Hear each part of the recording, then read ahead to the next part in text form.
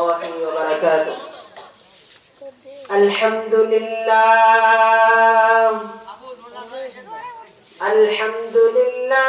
نحمده ونستعينه ونستغفره ونؤمن به ونتوكل عليه ونعوذ بالله من شرور أنفسنا ومن سيئات أعمالنا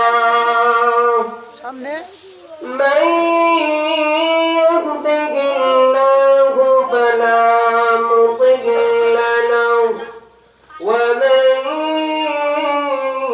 يضلله فلا هادي له ونشهد أن لا إله إلا الله وحده لا شريك له ونشهد أن سيدنا ومولانا محمدا عبده ورسوله الذي أرسل إلى الناس كافة بشيرا ونذيرا وداعيا إلى الله بإذنه وسراجا منيرا. أما بعد فأعوذ بالله من الشيطان الرجيم. بسم الله الرحمن الرحيم. ما كان محمد أبا أحد من رجالكم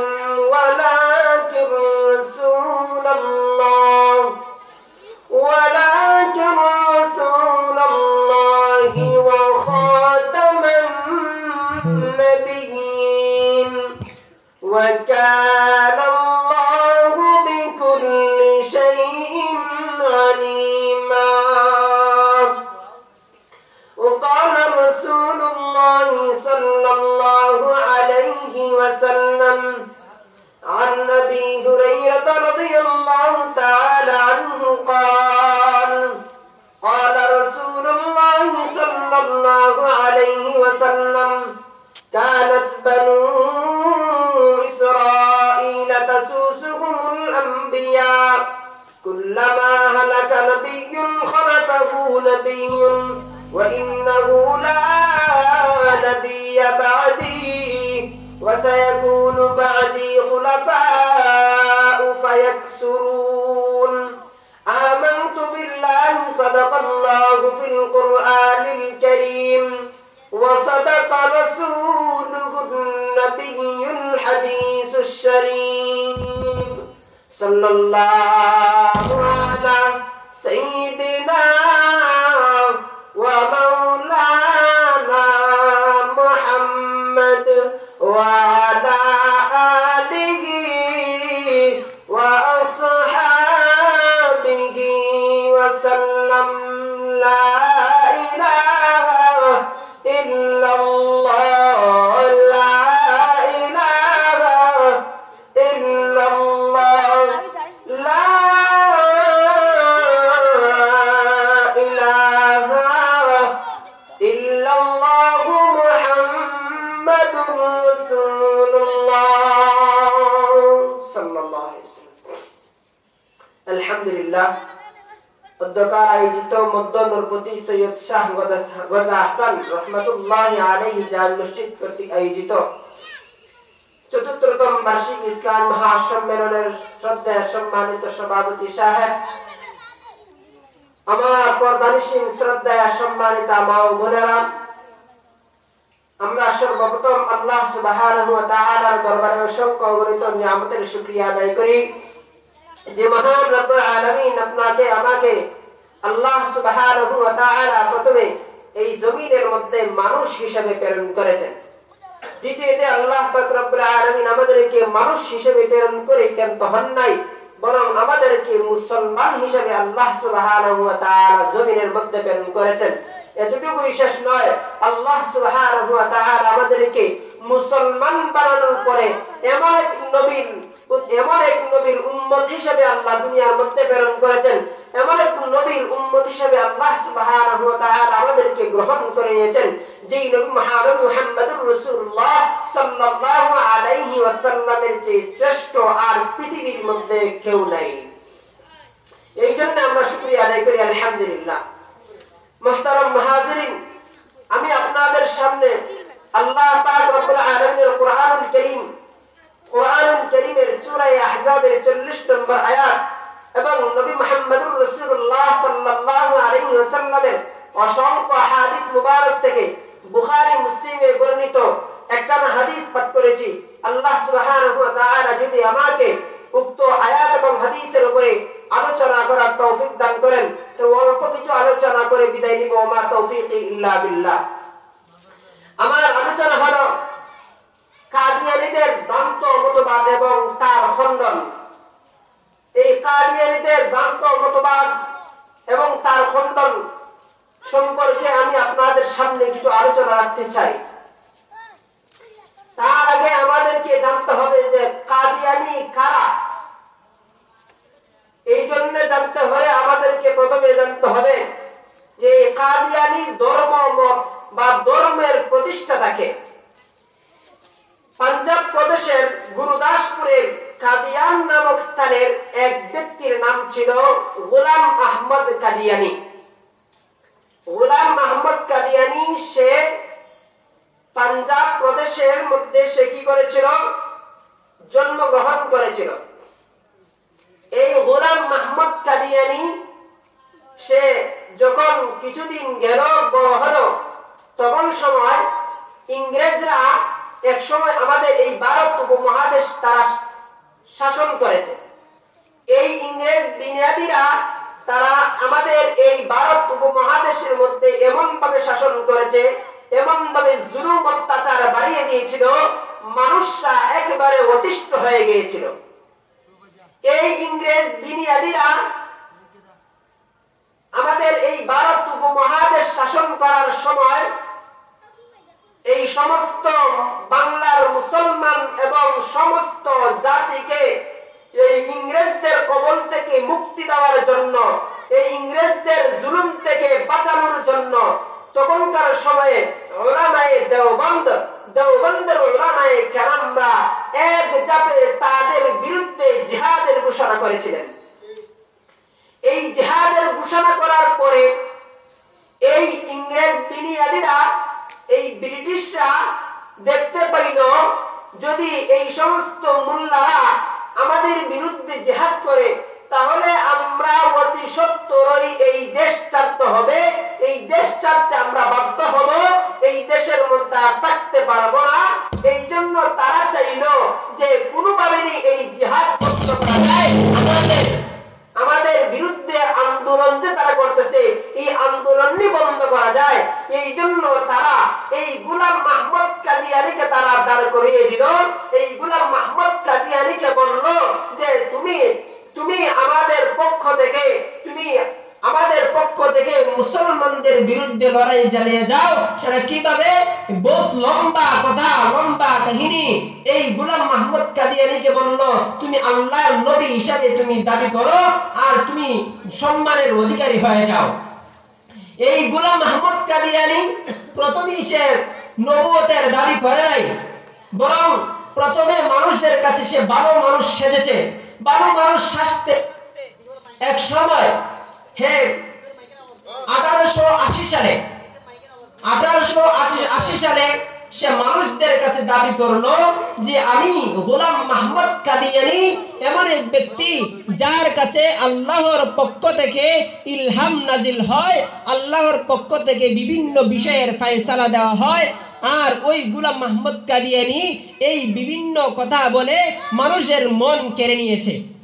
কিছুদিন পরে সে 1888 সালে সে কি করে, মানুষদের কাছ থেকে সে বাইআত গ্রহণ করে। যেমনি ভাবে আমাদের সমাজের মধ্যে পীর মুরিদ আছে, ফিররা মানুষদের কাছ থেকে বাইআত গ্রহণ করে, ওই গোলাম মাহমুদ কাদিয়ানীও মানুষের কাছ থেকে বাইআত গ্রহণ করতে লাগলো। 1888 সালে সে বাইআতের সূচনা করে। এরপরে 1888 সালে সে খতমে নবুয়তের বাইআতের সূচনা করে। 1888 সালে সে দাবি করে যে আমি আল্লাহর পক্ষ থেকে কি হয়েছি, নবী হিসাবে প্রেরিত হয়েছি। এই গোলাম মাহমুদ বন্ড কাদিয়ানী সে এই সূচনা করে 3 মার্চ 23 তারিখ 1889 সালে। তার কাছে 40 জন মানুষ মুরিদ হয়, 40 জন মানুষ তার কাছে বাইআত গ্রহণ করে। এরপরে এই গোলাম মাহমুদ কাদিয়ানী ভ্রান্ত মতবাদ পোষণকারী এই গোলাম মাহমুদ কাদিয়ানী আবার 1890 সালে সে প্রতিশ্রুতি মাসিহ হিসাবে, অর্থাৎ আল্লাহ তাআলার পক্ষ থেকে মাসিহ হিসাবে, ঈসা আলাইহিস সালাতু ওয়াস সালাম হিসাবে সে দাবি করে।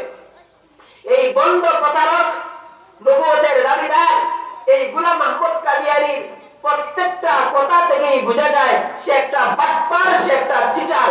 সে বারবার একবার এক দাবি করে। সে যদি সত্যিই নবী হতো তাহলে এক দাবি করেই বসে থাকতো, কিন্তু এই বাটপার গোলাম মাহমুদ কাদিয়ানী এক এক সময় এক এক বিষয়ের দাবি করে। এরপর সে মানুষদেরকে ধরে ধরে গুমরাহ করতে থাকে, গুমরাহ করে মানুষদেরকে জাহান্নামের পথে এগিয়ে নিয়ে যেতে থাকে। তারপরে সে ভ্রান্ত মতবাদ প্রচার করতে করতে সে মানুষদেরকে যে জাহান্নামের পথের দিকে নিয়ে যাচ্ছে, কি বলে নিয়ে যাচ্ছে?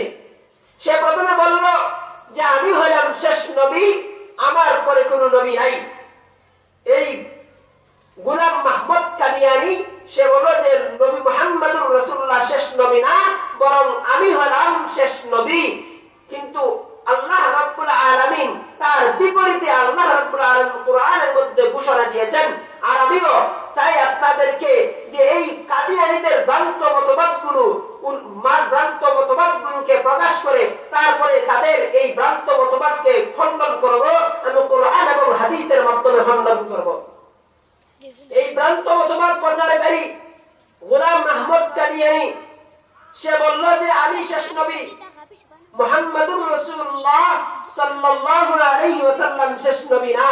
অথচ আল্লাহ সুবহানাহু ওয়া তাআলা, আল্লাহ তাআলার কালামুল্লাহ এই কোরআনুল কারীমের মধ্যে সূরা আহজাবের 40 নম্বর আয়াতের মধ্যে বলেন, মা কানা মুহাম্মাদুন আবা আহাদিম মির রিজালিকুম ওয়ালাকিন রাসূলুল্লাহি ওয়া খাতামান নবিয়্যিন। আল্লাহ সুবহানাহু ওয়া তাআলা এই সূরা আহজাবের 40 নম্বর আয়াতের মধ্যে বলেন যে নবী মুহাম্মদুর রাসূলুল্লাহ সাল্লাল্লাহু আলাইহি ওয়াসাল্লাম তোমাদের কোন মানুষের, কোন পুরুষের পিতা নন, ওয়ালাকিন রাসূলুল্লাহ, কিন্তু উনি হলেন আল্লাহর রাসূল, ওয়া খাতামান নবিয়্যিন, এবং তিনি হলেন শেষ নবী।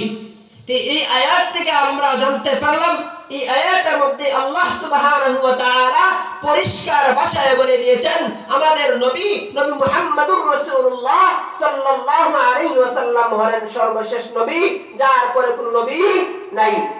তাহলে এখান থেকেও এই কাদিয়ানীর ভ্রান্ত মতবাদ খণ্ডন হয়ে গেল। সে যে বলেছিল নবী মুহাম্মদুর রাসূলুল্লাহ শেষ নবী না, সে শেষ নবী, এর মতবাদ খণ্ডন হয়ে গেল আল্লাহ সুবহানাহু ওয়া তাআলার কালাম থেকে। এরপরে আমাদের নবী মুহাম্মদুর রাসূলুল্লাহ সাল্লাল্লাহু আলাইহি ওয়াসাল্লামের হাদিসের মাধ্যমেও আমি এই ভ্রান্ত মতবাদকে খণ্ডন করব।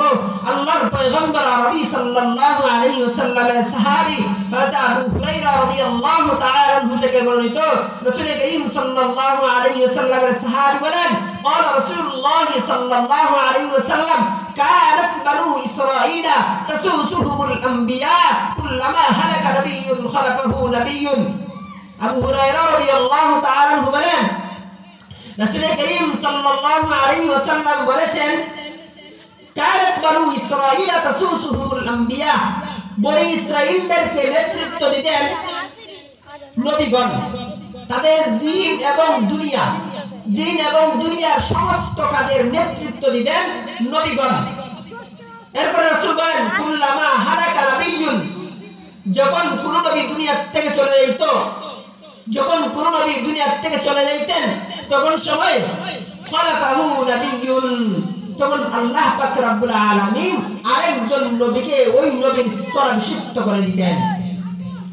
ওই নবীকে যেই নবী চলে গেছেন ওই নবীর স্থলাভিষিক্ত করে দিতেন আর ওই নবী ওই সমস্ত মানুষদেরকে দ্বীন এবং দুনিয়ার কাজের নেতৃত্ব দিতেন। এরপর আল্লাহ রাসূল করিম সাল্লাল্লাহু আলাইহি ওয়াসাল্লাম বলেন ওয়া ইন্নাহু লা নাবিয়্যা বা'দি আল্লাহর পয়গম্বর নবী সাল্লাল্লাহু আলাইহি ওয়াসাল্লাম এই পরে বলেন যে আমার পরে কোনো নবী নাই, আমি হলাম শেষ নবী। ওয়া ইন্নাহু লা নাবিয়্যা বা'দি কিন্তু আল্লাহর পয়গম্বর বলেন কিন্তু আমার পরে কোনো নবী নাই। এই নবীর দায়িত্ব আল্লাহ পাক রব্বুল আলামিন কাদেরকে দিয়েছেন? এই নবী মুহাম্মদুর রাসূলুল্লাহ সাল্লাল্লাহু আলাইহি ওয়াসাল্লাম বলেন ওয়া সায়াকুনু বা'দি খুলাফা'উ ফায়াকসুরুন আল্লাহ রাসূল বলেন কিন্তু আমি নবী চলে যাব কিন্তু আমার পরে অনেক খলিফারা আল্লাহর এই জমিনের মধ্যে আসবেন। তাহলে এই হাদিসটা আমরা জানতে পারলাম আল্লাহ সুবহানাহু ওয়া তাআলার এই পয়গম্বর আরবি সাল্লাল্লাহু আলাইহি ওয়াসাল্লাম হলেন শেষ নবী যার পরে কোন নবী নেই।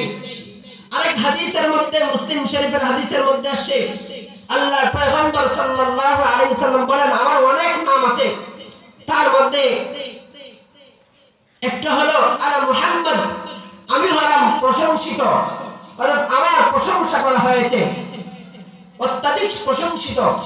এরপর আল্লাহ রাসূল বলেন ওয়া আনা আহমদ এবং আমি হলাম অত্যাধিক প্রশংসাকারী আমি প্রশংসিত এবং আমি প্রশংসাকারী। এরপর আল্লাহ রাসূল বলেন ওয়া আনাল মাহি আর আমি হলাম বিলুপ্তকারী। কি বিলুপ্তকারী?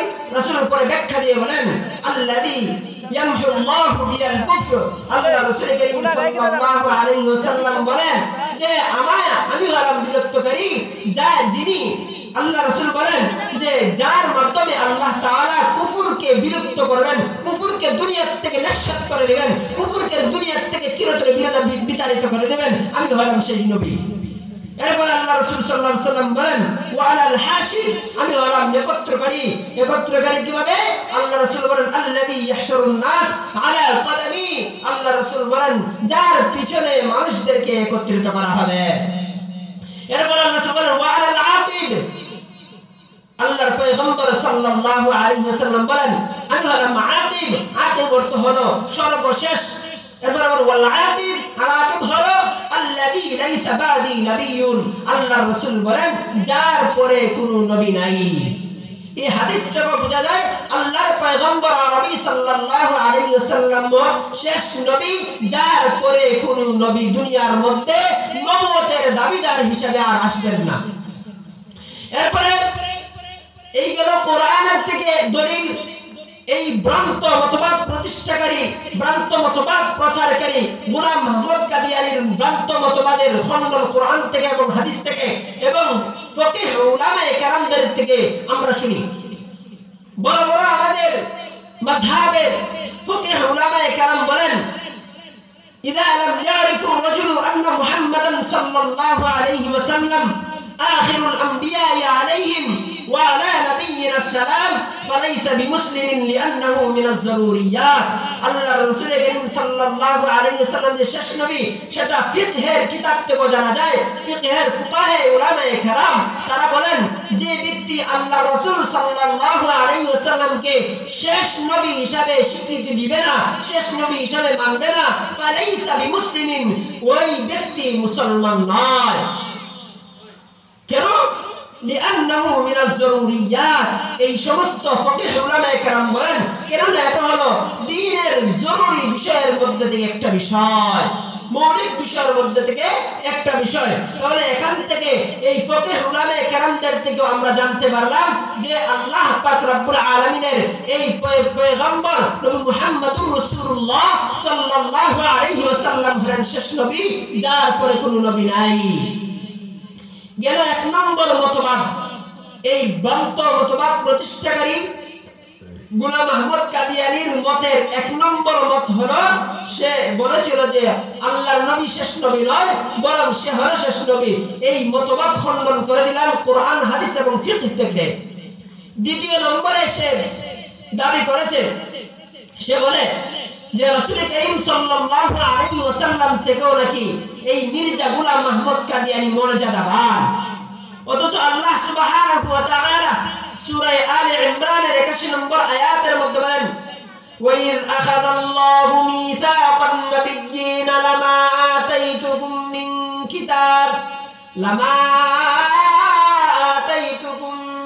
কিতাব ওয়া হিকমাতিন ثم جاءكم رسول مصدق لما معكم لتؤمنن به ولتنصرنه قال أأقررتم وأخذتم على ذلكم إصري قالوا أقررنا قال فاشهدوا وأنا معكم من الشاهدين এই আয়াতের মধ্যে আল্লাহ পাক রব্বুল আলামিন নবী মুহাম্মদুর রাসূলুল্লাহ সাল্লাল্লাহু আলাইহি ওয়াসাল্লামকে সম্মানিত করেছেন কেমন ভাবে সম্মানিত করেছেন আল্লাহ সুবহানাহু ওয়া তাআলা বলেন ওয়াইয আখাযাল্লাহু মিসাকান নাবিয়্যিন লামা আতাইতুকুম মিন কিতাব আল্লাহ তাআলা বলেন স্মরণ করো যখন আমি ওয়াদা গ্রহণ করেছিলাম ওই সমস্ত নবীদের কাছ থেকে যাদেরকে আমি লামা আতাইতুকুম মিন কিতাব ওয়া হিকমা আল্লাহ রাসূল করিম সাল্লাল্লাহু আলাইহি সাল্লামের সম্মান মর্যাদা বর্ণনা করতে গিয়ে আল্লাহ তাআলা বলেন ওই সমস্ত নবী আম্বিয়াদেরকে বলেছিলাম যে তোমাদের কাছে তোমাদের সাথে যে কিতাব দিয়েছি এবং যে হিকমত দিয়েছি এই হিকমতকে স্বীকার করনেওয়ালা একজন রাসূল আসবেন যেই রাসূল তোমাদের এই কিতাবকে সত্যায়ন করবেন ওই রাসূলের তোমরা যদি থাকো তাহলে তোমরা ওই রাসূলের আনুগত্য করবা এবং ওই রাসূলকে সাহায্য করবা তখন তাদেরকে বলেছিলেন قال أقررتم وأخذتم على ذلكم مصري قالوا أقررنا তখন তারা কি করেছিলেন স্বীকার করে নিয়েছিলেন লম্বা আলোচনা তো এই আয়াত থেকে বোঝা যায় যে নবী মুহাম্মদুর রাসূলুল্লাহ সাল্লাল্লাহু আলাইহি ওয়াসাল্লামকে আল্লাহ তাআলা সম্মানিত করেছেন অথচ সে বলে এই গোলাম আহমদ কাদিয়ানী ভ্রান্ত প্রতারক যে নাকি মুসলমানই না সে দাবি করে যে নবী মুহাম্মদুর রাসূলুল্লাহ থেকে সে নাকি সম্মানিত নাউযুবিল্লাহি মিন যালিক তিন নম্বর এই ভ্রান্ত মতবাদ প্রতিষ্ঠাকারী তিন নম্বর ভ্রান্ত মতবাদ হলো সে বলে যে ঈসা আলাইহিস সালাতু ওয়াস সালাম মৃত্যুবরণ করেছেন নাউযুবিল্লাহি মিন যালিক এই বন্ড প্রতারক গোলাম আহমদ কাদিয়ানী বলে যে ঈসা আলাইহিস সালাতু ওয়াস সালাম মারা গিয়েছেন সে নিজেই ঈসা অথচ আল্লাহ পাক রব্বুল আলামিন সূরা নিসায়ের 157 নম্বর আয়াতের মধ্যে বলেন وقولهم إنا قتلنا المسيح عيسى ابن مريم رسول الله وما قتلوه وما صلبوه ولكن شبه لهم الله পাক রব্বুল আলামিন এই আয়াতের মধ্যে বলেন وقولهم إنا قتلنا المسيح عيسى ابن مريم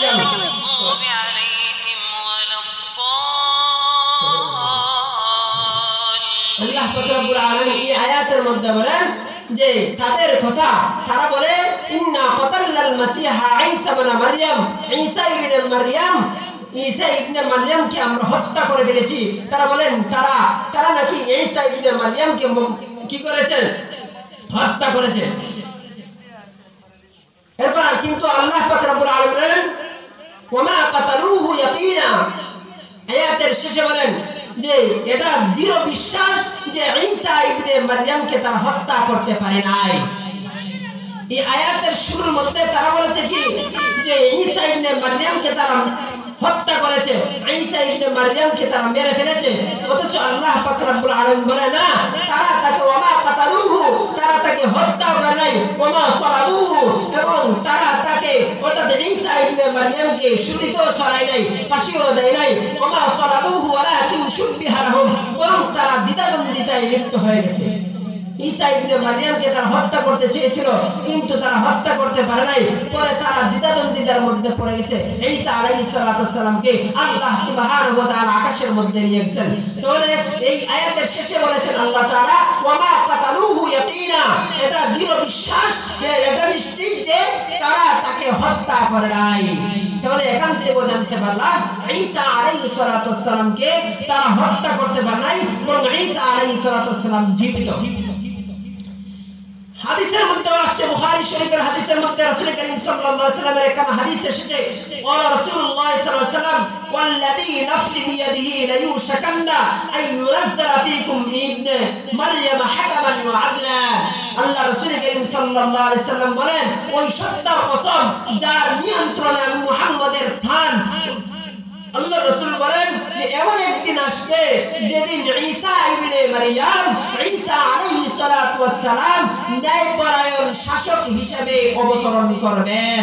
তাহলে এই হাদিস থেকে বোঝা যায় ঈসা আলাইহিস সালাতু ওয়াস সালাম মৃত্যুবরণ করেন নাই, বরং ঈসা আলাইহিস সালাতু ওয়াস সালাম আবার একবারে শেষে পৃথিবীর শেষ লগ্নে কিয়ামতের পূর্বে আল্লাহ পাক রব্বুল আলামিন এই সমস্ত মানুষদেরকে আল্লাহ পাক রব্বুল আলামিন এই সমস্ত মানুষদের পরিচালনার জন্য, দাজ্জালের মোকাবেলা করার জন্য, দাজ্জালকে দুনিয়া থেকে বিতাড়িত করার জন্য, দাজ্জালকে হত্যা করার জন্য আল্লাহ পাক রব্বুল আলামিন হযরত ঈসা আলাইহিস সালাতু ওয়াস সালামকে পাঠিয়েবেন।